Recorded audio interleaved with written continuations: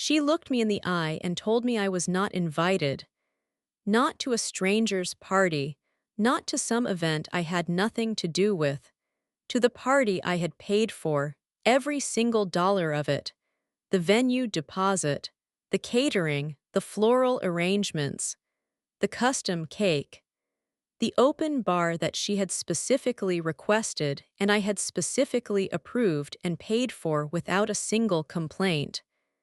I had written every check with a smile because I loved my son and I genuinely believed that she was family.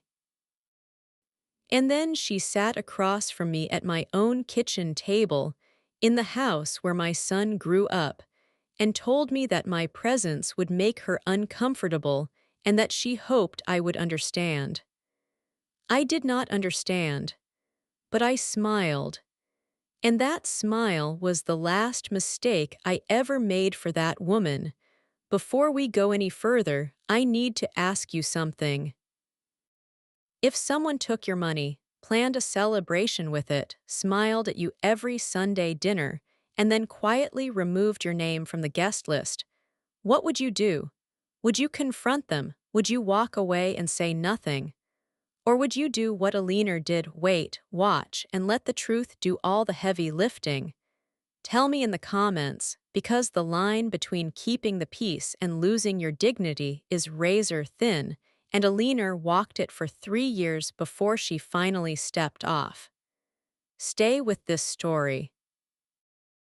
You need to hear how it ends. I want to tell you about the moment I stopped being a mother-in-law and became a problem to be managed. It did not happen overnight. That is the part that takes the longest to explain. Because when you are a warm person, when you are the kind of woman who defaults to patience and gives people the benefit of the doubt, even when the doubt is standing right in front of you wearing a name tag, the erosion happens slowly. It happens in small adjustments and quiet accommodations and reasonable explanations that you tell yourself until they stop making sense. And by the time you finally see the pattern clearly, you have already given away more than you should have, and you are standing in the rubble of something that you built with your own hands and your own money and your own love. My name is Eleanor. I am 61 years old. I raised one child, my son Daniel, after his father left when Daniel was 4. I worked 2 jobs for most of Daniel's childhood. I cleaned offices at night and waitressed on weekends. I did not do it to be celebrated. I did it because Daniel needed to eat and have school shoes that fit and a mother who showed up. I never asked him to thank me. I never kept score. I just loved him in the most practical way I knew how, by being there and by making sure he had more options than I did. Daniel is a good man. I want to say that clearly and early because this story is not about Daniel being a villain. He is not. He is a man who loves his wife deeply and who made choices out of that love that cost him something he did not even realize he was spending. What it cost him was his relationship with me, and what it cost me took much longer to calculate. Her name is Serena. She came into Daniel's life when he was 32 and she was 28. She was beautiful in the kind of way that announces itself when she walks into a room, and she had a warmth that I now understand was highly selective. Around Daniel, she was tender and funny and attentive. Around his friends, she was easy and charming. Around me, she was polite in the way that a customer service representative is polite, perfectly calibrated, never warm, never quite there. I noticed it early. I dismissed it early. I told myself she was shy. I told myself she was navigating a new relationship with a serious boyfriend's mother, and that this kind of thing took time. I told myself I was probably intimidating because I am a direct woman, and not every young person knows how to handle that. I gave her every possible version of the benefit of the doubt, and she accepted every single one of them like a gift she had expected. Daniel proposed to Serena 2 years after they met. He called me before he called anyone else, and I cried the kind of happy tears that you cry when your child is happy, when everything you worked for finally delivers the result you hoped for, when the loneliness of your own sacrifices starts to feel like it was worth it. I told him I loved him. I told him she was lucky. I told him I could not wait to be part of a bigger family. And then the planning began. I should tell you something about my financial situation before I go further because it matters. It matters a lot. When Daniel's father left, he left with very little. He certainly did not leave with any responsibility for the house or the savings or the debt. But over the years, through discipline and sacrifice and a few smart decisions and a lot of sleepless nights, I had built something quiet and solid. I owned my home outright. I had retirement savings. I had a small investment account that had grown tightly over 20 years. I was not wealthy by any dramatic standard, but I was secure. I was more than secure. And when my son got engaged, I wanted to give something real. Not a token gesture, a real contribution. The kind of gift that says, I see this moment, I want to be part of it, here is everything I have always been saving for. I offered to pay for the engagement party. That was the beginning. Serena had a vision for it. Of course she did, and I did not mind that at all. She wanted a venue, a private event space in the city, the kind with exposed brick walls and Edison bulb lighting, and a catering menu that charged $38 per person for appetizers alone. She wanted flowers. She wanted a custom dessert table. She wanted a photo booth. She wanted a signature cocktail named after her and Daniel. She had already found the stationery for the invitations. She had already selected the playlist. She had a folder on her phone with screenshots of every detail. It was organized and specific and clearly something she had been imagining for a long time. I looked at the total and I did not flinch. I wrote the checks. I transferred the deposits.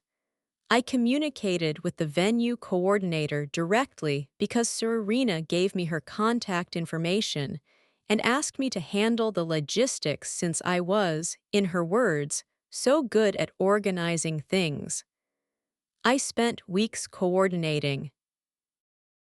I confirmed the dietary restrictions. I managed the catering selections.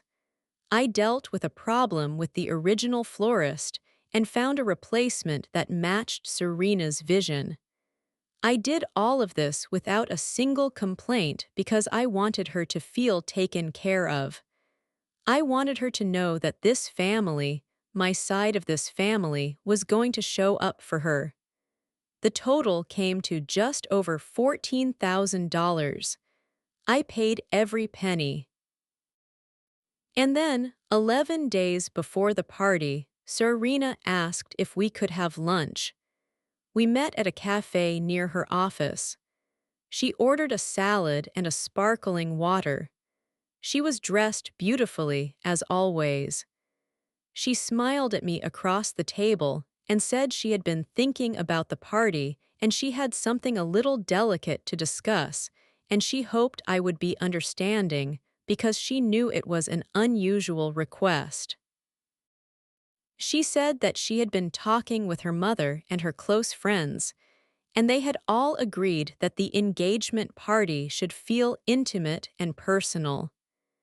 She said that she had realized her vision for the event was really about celebrating with her core people, her generation, her close circle, and that she was worried the dynamic would shift if certain people were there who were not naturally part of that world. Certain people. I held my coffee cup and I looked at her and I said very calmly that I was not sure I understood what she meant.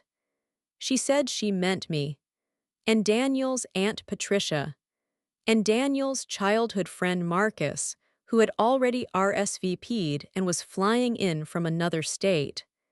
She wanted to reduce the guest list on the family side and keep it focused on her and Daniel's friend group and her family. She said she hoped I would understand. And here is where I made my last great mistake with Serena. I did not stand up and leave. I did not say what I was thinking, which was something that cannot be repeated in polite company. I sat there in that cafe with my hands around my cup and I said I would think about it. I drove home. I did not call Daniel. I did not call Patricia. I sat in my kitchen in the house where I had raised my son alone and I let myself feel the full weight of what had just happened. The woman I had just spent $14,000 on had asked me not to come to the party I had paid for. I did not sleep that night. The next morning I called Daniel. He answered on the first ring, the way he always does when it is me, and I could tell immediately from his voice that he already knew. Serena had told him the night before. He started talking before I could say anything. He said Serena was under a lot of stress. He said the engagement period was overwhelming for her. He said she had anxiety about large mixed gatherings and that she just wanted the engagement party to feel natural and not complicated. He used the word complicated 3 times. I asked him directly. I said, Daniel, do you know that I paid for this party? He said yes. I said, do you think it is reasonable for me to be excluded from an event I funded? There was a pause, a long pause. And then he said he knew it was a lot to ask and he was sorry and he hoped I could find a way to be gracious about it because it would mean so much to Serena. He hoped I could be gracious. I told him I would call him back. I hung up the phone and I sat very still for a long time, and something shifted in me in that silence. Not anger, not yet. Something quieter and colder. Something that felt like clarity after a long fever. I had been so focused on being supportive, on being the generous mother-in-law, on making Serena comfortable, and I had never once asked myself the most basic question: does this person actually respect me? Not like me, not prefer my company, just respect me. And sitting in my kitchen that morning, I could not find a single piece of evidence that she did. But I was not ready to act yet. I needed to know more. So I did something I am not entirely proud of, but I do not entirely regret. I called the venue. I told the coordinator that I was the person who had made all the payments and handled all the logistics, which was completely true, and I asked her to walk me through the current guest list as it stood in the system. She did. She sent it to my email as a confirmed document. And when I opened that document, the first thing I noticed was that my name was not on it. Serena had already submitted an updated guest list to the venue. My name was gone. So was Patricia's. So was Marcus's. So was Daniel's former college roommate who had been one of his closest friends for 15 years. But she had added people. Her college roommates, 3 friends from her yoga class, a coworker she had mentioned once, her cousin who I had never met and whose name I had never heard. The party was not being made smaller. It was being reconstructed. She had not reduced the guest list. She had replaced one group of people with another. She had removed Daniel's family and filled those spots with her own. And she had done it already, quietly, without any conversation with the venue about who was actually paying for this event. I looked at that document for a very long time.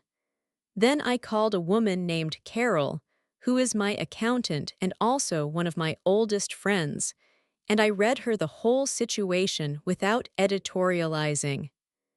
Carol is a practical person. She does not emote before she thinks. She listened to every detail and then she was quiet for a moment and she said, "Eleanor, you know exactly what you need to do here." And I said, "I do." And she said, "Then stop waiting for someone to give you permission to do it." I called the venue the next day. I told the coordinator that due to a change in circumstances, I would be canceling the event. I asked about the cancellation policy. She told me that because the event was within 14 days, the venue deposit was non-refundable, but that the catering balance, the bar package, and the add-on services had not yet been fully charged and those could be stopped. I asked her to cancel everything that could be canceled immediately. She confirmed. I hung up. Then I called the florist. Cancelled. Then I called the bakery. Cancelled. Then I called the photo booth company. Cancelled. One by one, I unwound everything I had built. And then I wrote Daniel a text message. Short, clear, no drama. I said, "I have cancelled the engagement party. I have stopped all vendor contracts that were cancelable. The venue deposit is non-refundable, so that money is gone, but no further charges will be processed. When you and Serena are ready to talk, I am here. I love you." I put my phone face down on the kitchen table and I waited. It took 47 minutes. Daniel called screaming, not at me.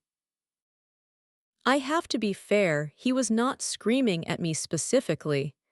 He was screaming in the way that people scream when something has collapsed and they are standing in the middle of the collapse and they cannot process how fast it happened. He said, "What did you do?" He said, "Serena is devastated." He said, "You cannot just cancel everything." I said I could and I had. He said, "You paid for it, you can't just take it back."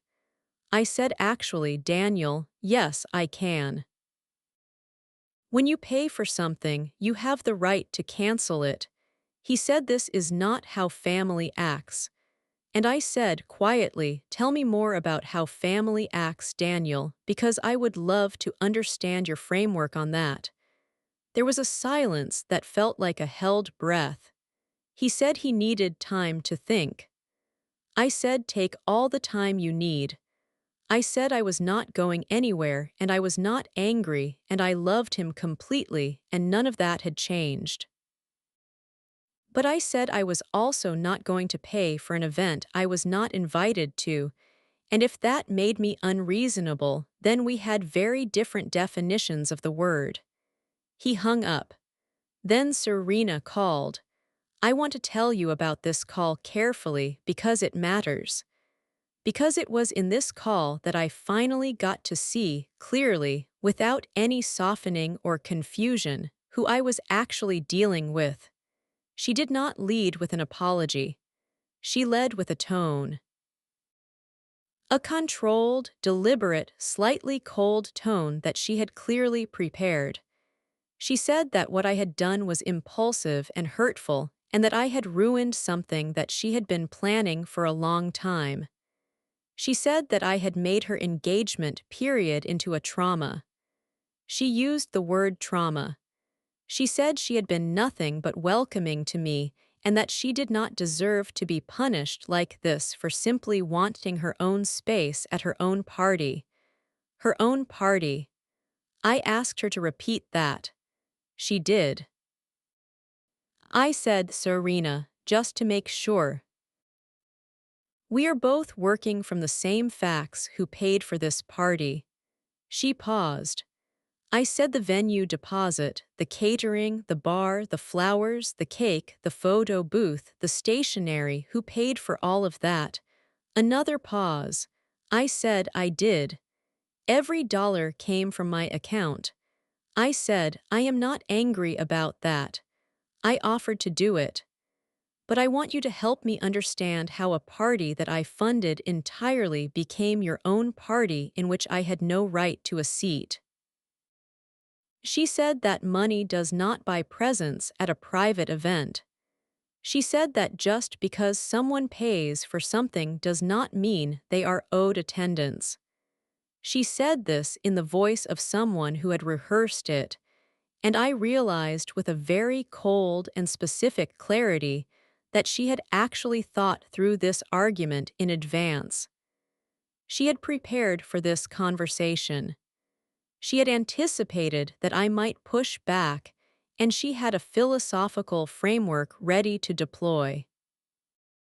I said, "You are right that money does not buy love or welcome.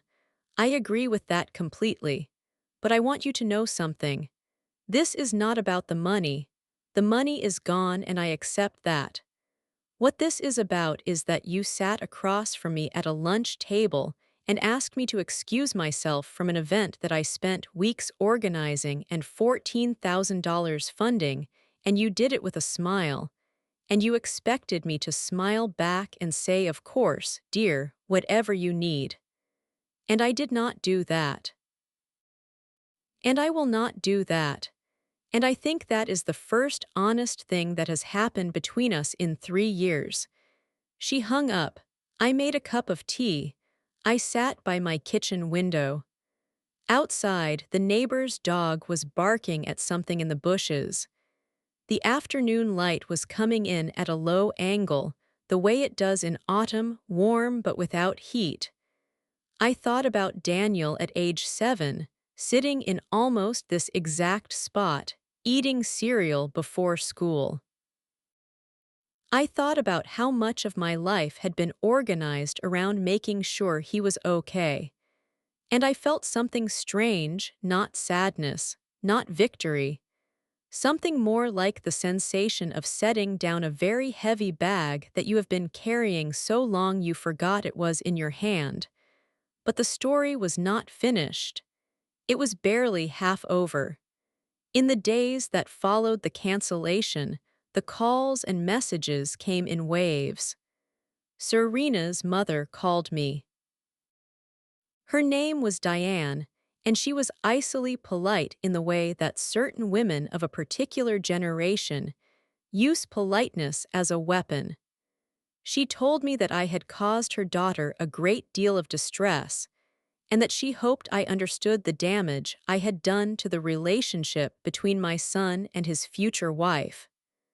I thanked her for calling and told her that I hoped she and Serena would find a way to plan whatever celebration they wanted to have, and that I wished them nothing but good things. Diane paused.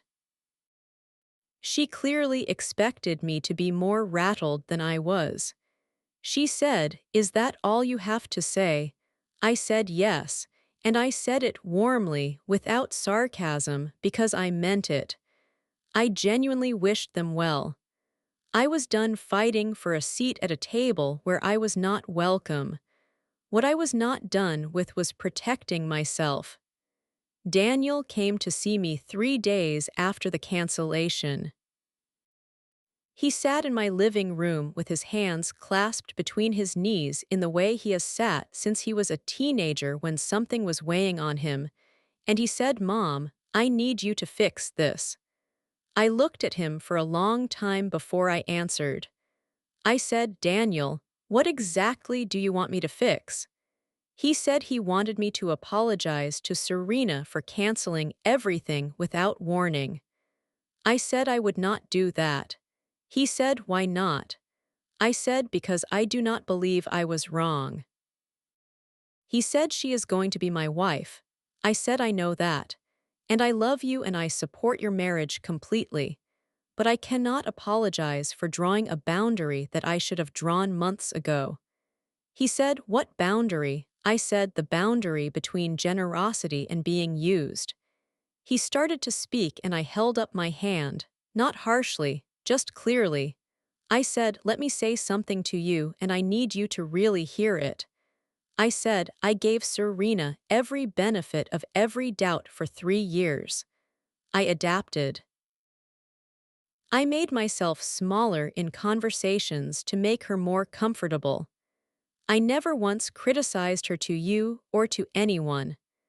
I paid $14,000 for an event that she then excluded me from without consulting you in advance, which I know for a fact because you did not know about it until she told you, which means she made that decision on her own. And when I asked her to account for that, she told me that money does not buy presents. I said, I agree with her.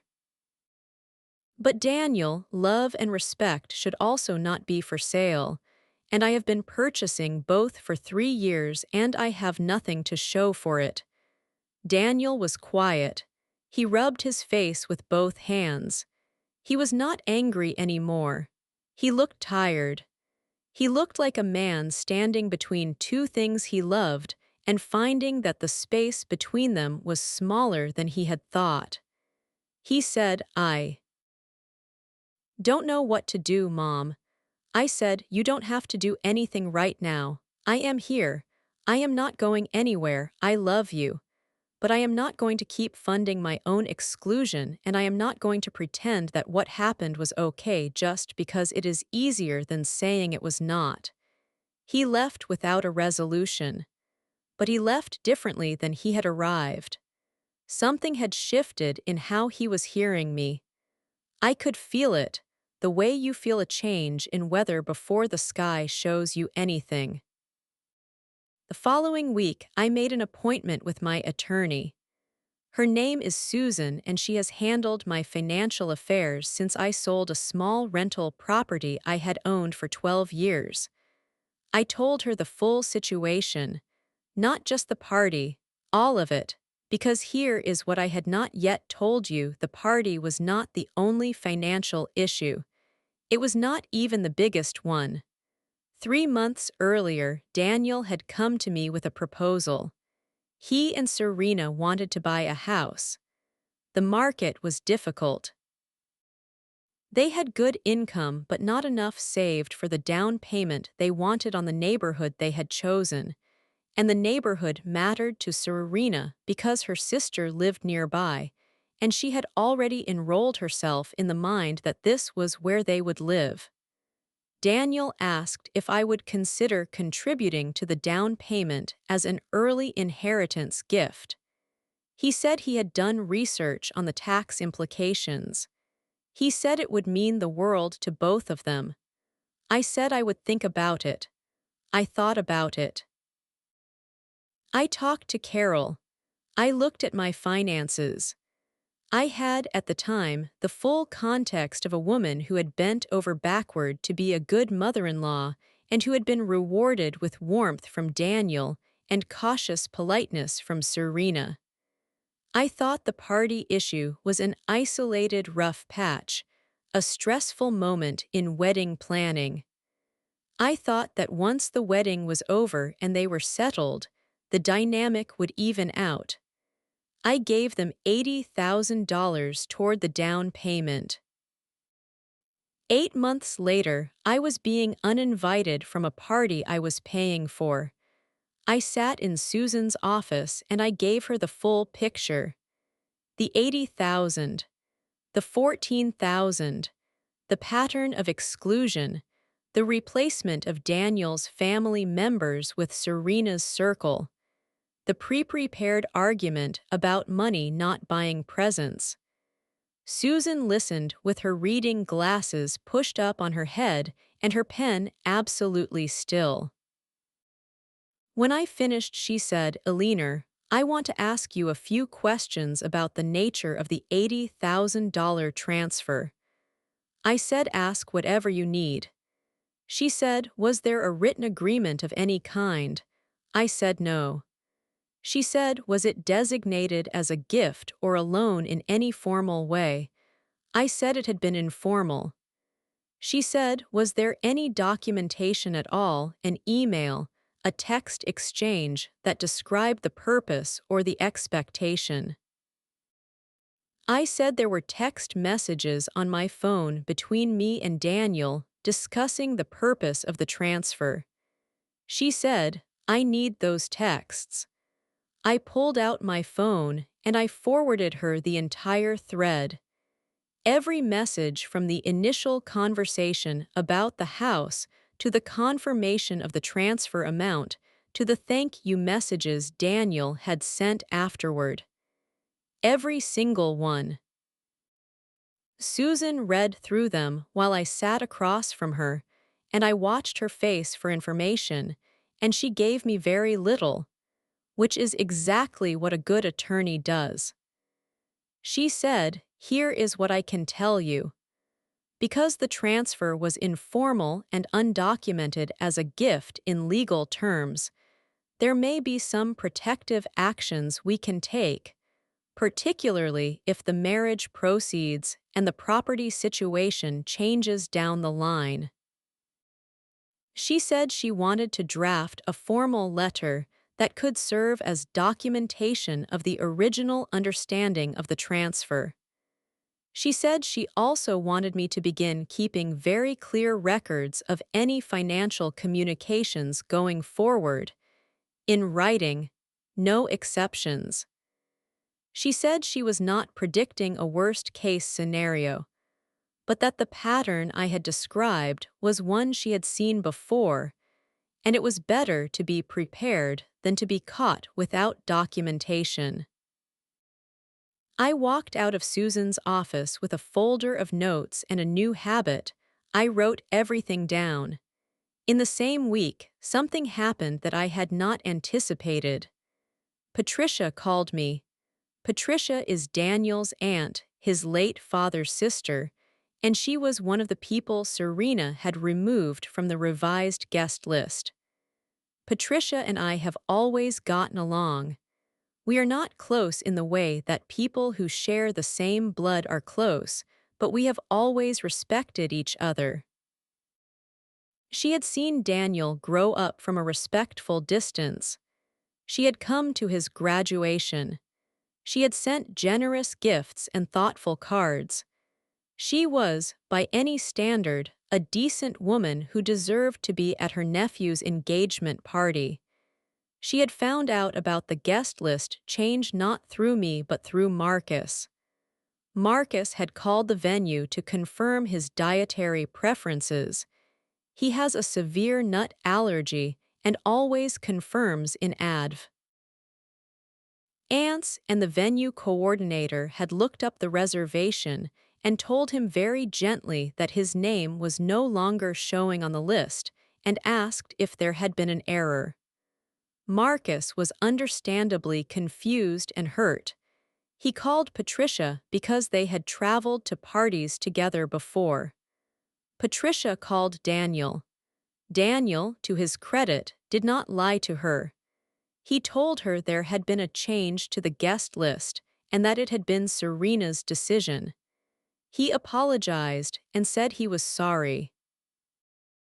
Patricia called me the night after she called Daniel and she was not yelling. She was measured. But she said, Eleanor, I need to understand something.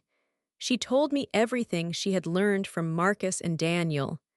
And then she said, did you know about this? I said yes. She said, and you paid for it anyway. I said no, Patricia, I canceled it. There was a pause and then she laughed. Not a cruel laugh. A short, sharp, exhausted laugh that said, well. Well, well, well. She said, what are you going to do? I said I was not sure yet. She said, whatever you decide, I want you to know I support you completely. I said thank you. And then she said something that I turned over in my mind for days afterward. She said, Eleanor, Daniel is a good boy. But he is choosing her feelings over your dignity every single time she asks him to, and I do not think he knows he is doing it. I think he tells himself that keeping the peace is the same as being a good husband. But those are not the same thing, not even close. I knew that. I had known it for a while. But hearing someone else say it out loud made it real in a new way. The engagement party never happened. Serena's mother and friends rallied and put together a smaller gathering at Diane's home, just Serena's side, no Daniel's family, and they called it an intimate celebration, and they posted photos on social media. In the photos, Serena was glowing and laughing, and her girls were around her, and Daniel was standing at her side looking happy in the surface way that people look happy in photos when the context underneath is complicated. I did not comment on the photos. I did not respond when Daniel sent me one with the message, "Hope you can still be happy for us." I simply typed back the word "always" because that part was true. I was happy for him. That never changed. The wedding planning moved forward without my involvement, which was a shift from what everyone had originally assumed. I had been expected to contribute. Serena's parents were contributing. There had been a general understanding, never formalized in writing, that I would be a significant financial partner in the event. After the engagement party situation, I said nothing directly about my intentions. I simply stopped offering and waited to be asked. 6 weeks after the cancellation, Daniel called and said he needed to talk to me about the wedding budget. I said of course. He came to the house. He said he and Serena had been pricing things out and that my contribution would be deeply meaningful and that they were hoping I could commit to a certain amount so they could finalize the venue booking. I looked at my son and I said, "Daniel, I want to ask you something first." He said, "What?" I said, "Has Serena apologized to me?" He said she explained her perspective. I said that is not an apology. He looked down. I said, "Has Serena, in any conversation with you or with me directly, acknowledged that removing me from the guest list of an event I fully funded was wrong?" He was quiet. I said I was not asking in order to punish anyone. I was asking because I needed to understand whether anything had actually changed. He said she does not feel like she did anything wrong. And there it was, 3 words, she does not. Not, she did not do anything wrong, which would have been his own evaluation. But she does not feel like she did. He was reporting her position. He was the diplomat for a position she had not moved from, not even a little. I said, "Then I am going to be honest with you." I said I loved him and I would attend the wedding and I would celebrate him and I would be the kind of mother at his wedding that he deserved. But I said I would not be making a financial contribution to a wedding being planned by a woman who had taken $80,000 and $14,000 from me, excluded me from events I paid for, and never once acknowledged any of it as a problem. He sat with that for a long time. He said, "Mom, she is going to be my wife." I said, "I know. And I hope she is a wonderful wife to you. But she has not been a decent daughter-in-law to me, and I am no longer going to fund a relationship that has only ever moved in one direction." He did not yell. He did not storm out. He sat in my kitchen for another 20 minutes and we talked about other things, his work, a project he was proud of, a trip they were planning. And when he left, he hugged me for a long time at the door. Longer than usual. And I think it was because some T of him somewhere underneath the loyalty and the love and the complicated tangle of being a man married to one woman and raised by another, Some part of him knew that I was right. The months that followed were strange. There was a withdrawal. Daniel called less. When he did call, Serena was always present in the background, not literally on the phone, but present in the way that you can feel someone nearby in someone else's voice. He was careful with what he said to me. He was never unkind. But he was guarded in a way that hurt more than anger would have. I kept living. I kept working. I had lunch with Carol every Thursday. I took a short trip to see my sister in another city. I started walking every morning not as therapy, just because the neighborhood was beautiful in the early hours, and I had been meaning to do it for years, and there was suddenly a lot of space in my life where obligation used to live. But I was paying attention. Quietly, carefully, I was watching. And then things escalated in a direction I had not fully predicted. One afternoon in November, I received a notification from my bank. It was a standard alert, the kind I had set up years ago at Carol's suggestion. Any transfer over a certain amount would trigger a message to my phone. I looked at the notification, and my heart did something strange and slow. Because the alert was not about my account. It was about a joint account, an old household account that I had shared with Daniel years ago, back when he was a teenager, and I had added him as a secondary holder so he could access money for emergencies. That account had very little in it. A small reserve I kept there out of habit. A few $1,000s, nothing more. The alert said a transfer had been made. I opened the app. $1,500 had been moved out of the account. I sat down. I called the bank immediately. I explained that I had received an unexpected transfer alert and I wanted to understand what had happened. The representative confirmed the transfer and confirmed that it had been made by the secondary account holder. I thanked her and hung up. Then I called Daniel. He answered quickly. I said, "Daniel, I just received an alert about the joint account." There was a pause. He said, "Yes." I said, "Did you make a transfer from that account?" He said, "Yes, I thought I still had access to it." I said, "Can you tell me what the money was for?" Another pause.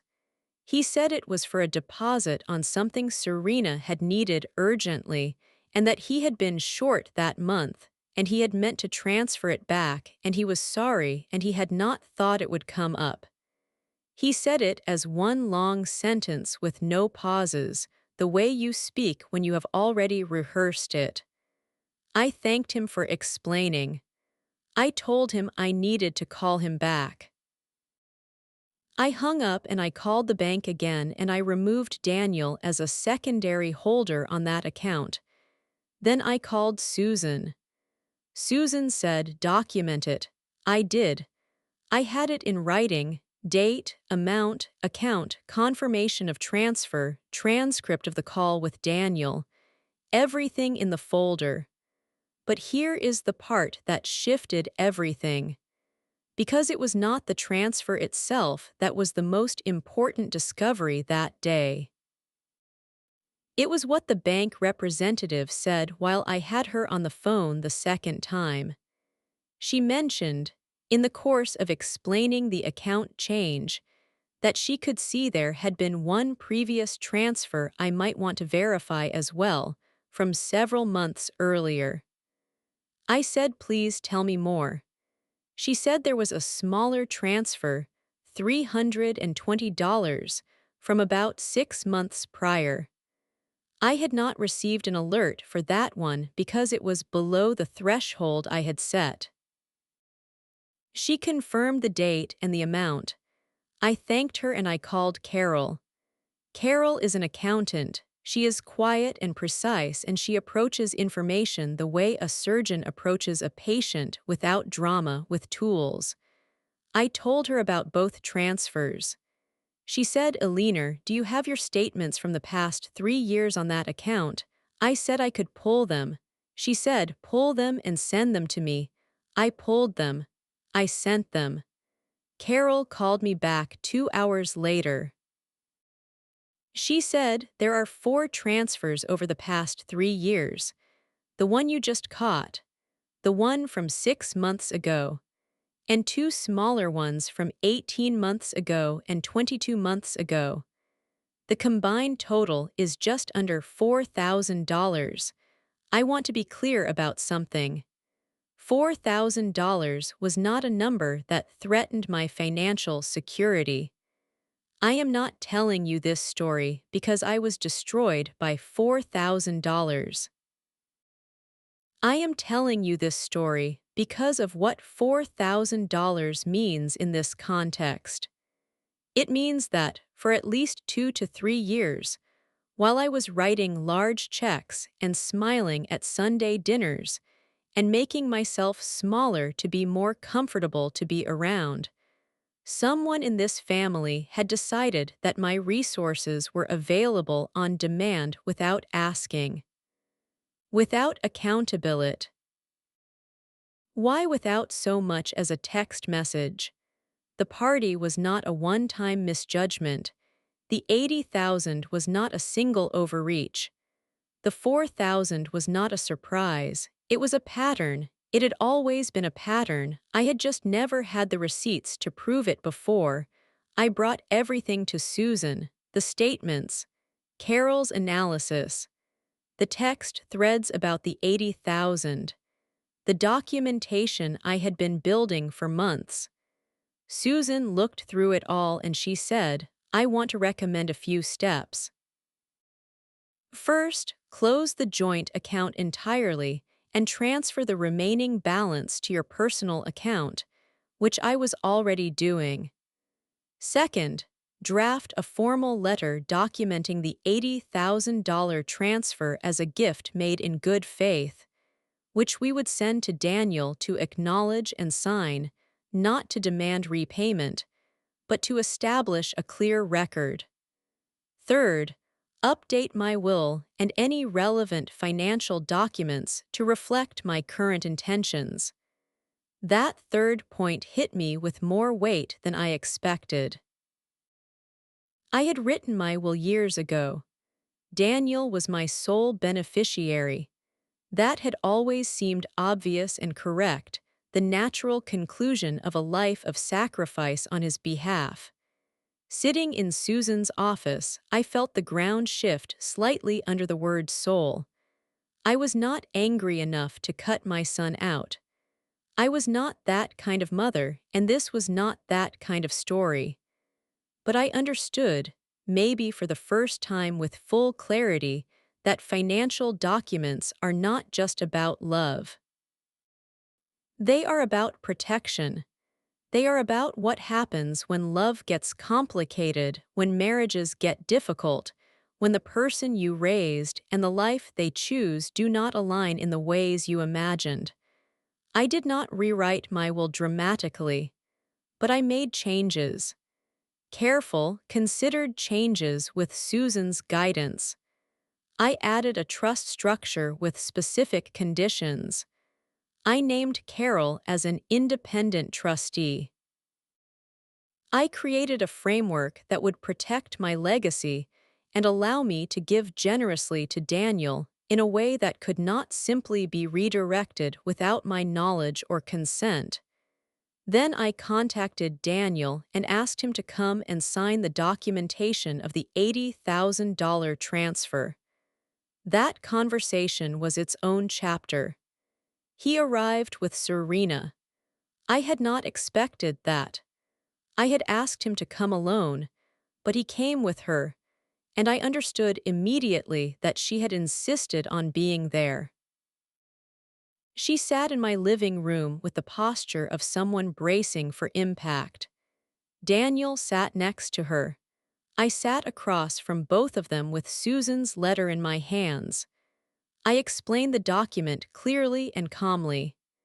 I said that this letter described the $80,000 transfer as what it was, a gift made in good faith toward a down payment on their home. I said that signing it did not create any obligation to repay, but that it created a clear record of the transfer and its intended purpose. I said I needed him to sign it. Serena spoke before Daniel could. She said this felt like a threat. I said it was documentation. She said it felt like I was building a case against them. I said I was building a record of my own financial history, which was my right as the person whose money it was. She said, "Why now?" I said because I should have done it earlier, and I was correcting that oversight. She said she did not feel comfortable with Daniel signing something without a lawyer reviewing it. I said that was entirely reasonable, and she was welcome to have any attorney she chose review it. The document said exactly what I had described and nothing more. Daniel read the letter.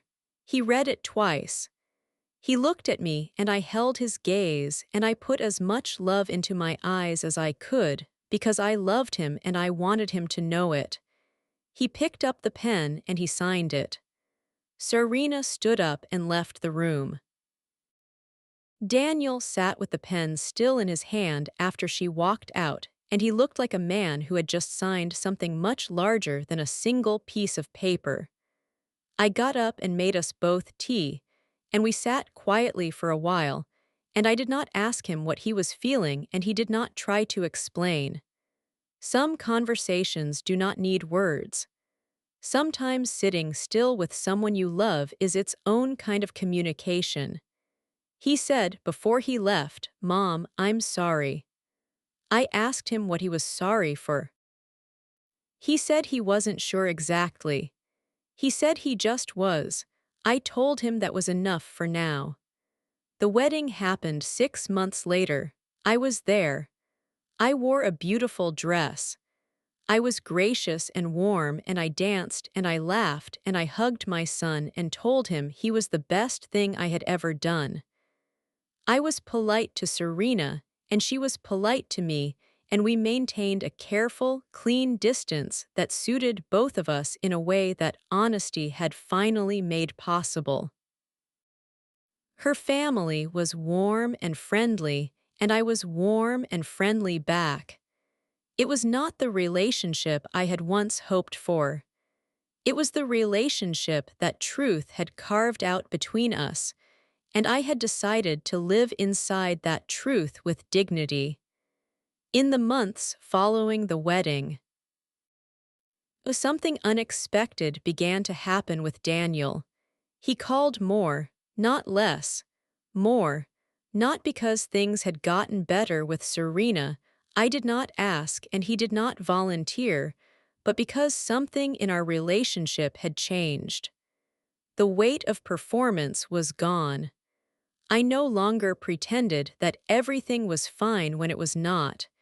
He no longer pretended that he had not seen what I had seen. We were honest with each other in a way we had not been for years, and that honesty made the calls feel different. Warmer, more real. One evening he called me and said, "Mom, I want to ask you something." I said, "Ask." He said, "When you found out about the joint account transfers, why didn't you yell at me?" I thought about that for a moment. I said, "Because yelling would have made you defensive and I needed you to hear me." He said, "And what did you need me to hear?" I said that I was not a resource. I was a person, his mother, and I needed to be treated like one. He was quiet for a long time. Then he said, "You were always a person, Mom." I said, "I know that." I said the hard part is that somewhere along the way the behavior stopped reflecting it. He said he was sorry, this time with more specificity, this time naming things. I said I accepted the apology. I meant it. There is something else I want to tell you, and it is the part of this story that I did not expect and that I think is the most important thing I can leave you with. About a year after the wedding, Serena came to see me alone. She did not call ahead. She rang my doorbell on a Saturday afternoon, and when I opened the door, she looked different from every previous version of herself I had known. Not smaller, not defeated, but less armored. Like she had decided to set something down before she knocked. I let her in. She sat at my kitchen table, the same table where she had first told me I was not invited, the same table where Daniel had signed the document, and she put both hands flat on the wood, and she looked at me and she said, "I think I owe you an apology." I sat down across from her and I waited. She said that she had come into this family with a lot of unresolved feelings about her own mother-in-law growing up. Her grandmother had been a controlling and intrusive woman who had made her own mother's marriage painful, and Serena had decided very early in her relationship with Daniel that she would not allow that to happen to her. She said she had decided I was a threat before I had done anything to prove I was one. She said that, when she felt me being generous, she felt controlled. When she felt me being present, she felt crowded. When she felt me being warm, she found ways to interpret it as something else because the alternative, that I was simply a generous woman who wanted to love her, was too uncomfortable with the story she had built. She said, "You were never the thing I was afraid of. You just looked like it. I want to tell you that I cried. I did, but not dramatically and not bitterly. The way you cry when something painful finally makes sense." She cried too. Not a lot, just enough to be real. I did not forgive her in a way that erased everything. That is not the kind of forgiveness that is honest, but I accepted her apology. I told her what she had cost me, not in money, but in the years of second-guessing myself, in the slow erosion of feeling like a burden in my own son's life. I told her calmly and clearly, and she listened without defending herself. And then I told her that I was glad she had come. We did not become best friends. We did not become the warm, close pair that I had once imagined, but we became something real, something with honesty in it, something that did not require either of us to perform, and that, finally, felt like enough. I need to tell you what I learned, not the practical lessons, those are obvious. Document everything. Protect your finances. Stop funding relationships that take but never reciprocate. Stop making yourself small to keep other people comfortable. Stop confusing generosity with unconditional tolerance. I mean the deeper thing. The thing underneath all the paperwork and the canceled vendors and the signed documents. I learned that the most powerful thing you can do when someone takes your kindness for weakness is to stop explaining yourself. You do not have to convince anyone that you were wronged. You do not have to get angry enough to prove you were hurt. You do not have to beg for acknowledgement. You simply stop. You stop funding. You stop accommodating. You stop excusing. You stop making space for people who have never made space for you. And you do it quietly, without a speech, without a scene, and you let the absence of your generosity do all the talking. The vendor cancellations were not revenge, they were a statement. The document was not a threat, it was a record. The will changes were not punishment, they were protection. Every step I took was measured and legal and within my rights, and they all said the same thing without ever raising my voice. I know what I am worth, and I am no longer proving it to you for free. I am 62 years old now. I walk every morning. I have lunch with Carol every Thursday. I talk to Daniel 3 or 4 times a week, and those conversations are the best they have been in years. Serena sends me birthday messages now. Small ones, but real ones. Last month, she asked for a recipe that she had tasted at my house, and I sent it to her, and she made it and sent me a photo, and I looked at that photo for a long time and I felt something quiet and clean in my chest. My son is happy. His marriage, from what I can see, is good. Whatever the two of them worked out between themselves after that Saturday at my kitchen table, it seems to have moved something in the right direction. And I am still here, in the house I paid for alone. With the savings I built alone. With the dignity I finally chose to protect. I am still exactly here. If any part of Eleanor's story hit close to home, if you have ever written a check for someone who would not save you a seat, if you have ever made yourself smaller to keep someone else comfortable, if you have ever funded a relationship that treated you like a resource and not a person, I need you to leave a comment. Tell me where you are in the story. Are you still at the kitchen table being told you are not invited? Or have you already started making calls? The comments on this video are going to be a conversation worth having. And if you know someone who needs to hear this today, share it with them. Sometimes the most loving thing you can do for someone is to show them they are not alone in what they are carrying.